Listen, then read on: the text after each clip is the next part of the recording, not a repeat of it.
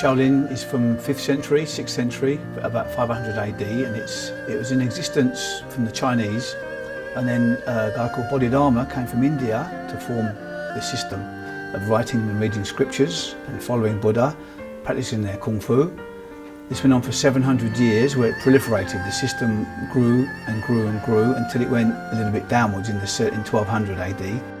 In the next 200-300 years, it started to grow again during the Ming dynasty. After the Ming dynasty was the Qing dynasty.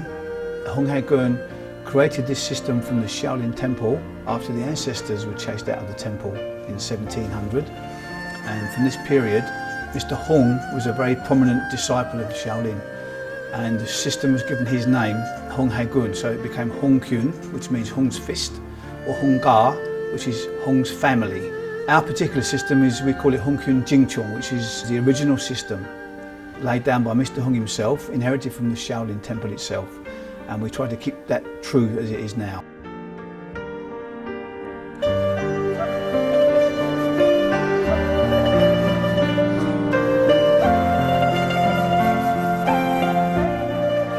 The more recent history involves a nun, a Kung Fu nun called Uglow, and she lost an arm trying to find a book in the temple. She had to go through the government forces to find this special book.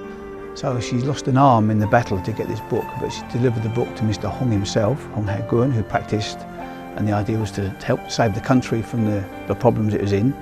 One of the 5 ancestors said, I'll go back to the library to find this special book.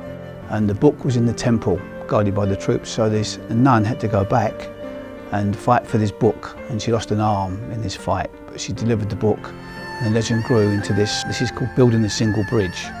It contains very many secrets of breathing and for internal power. This has power inside the body from the meridians. It's now famous for Hung Gar. One finger for many people is better than one man's single fist.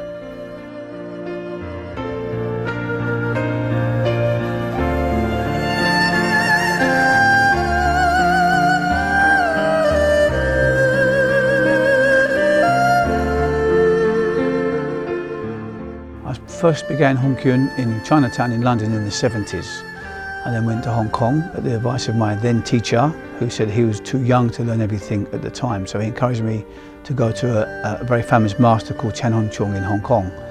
I was fortunate enough to get there and get a room in the gym, above the gymnasium, to train.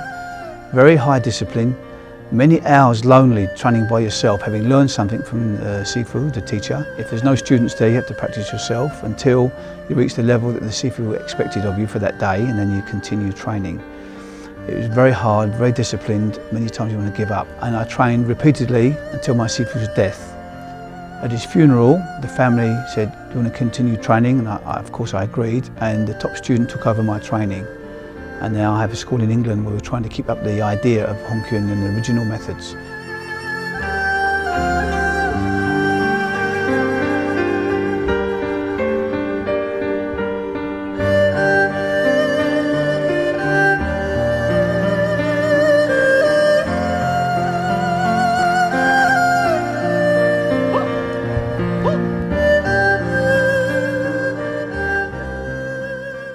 In Hung Kuen, the benefits are mostly health, peace of mind and happiness.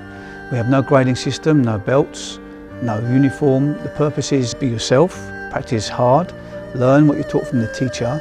There's a structure, it's an internal structure for Hung Gar, but the structure is not obvious from the outside, it's not a commercial idea, so there's no expectation to get some sort of coloured belt. So Hung Kuen seems to affect your well-being in the mind, and it's a good benefit for most people.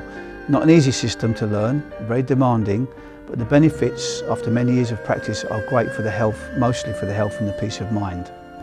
In Hung Kuen, we're taught to find ourselves.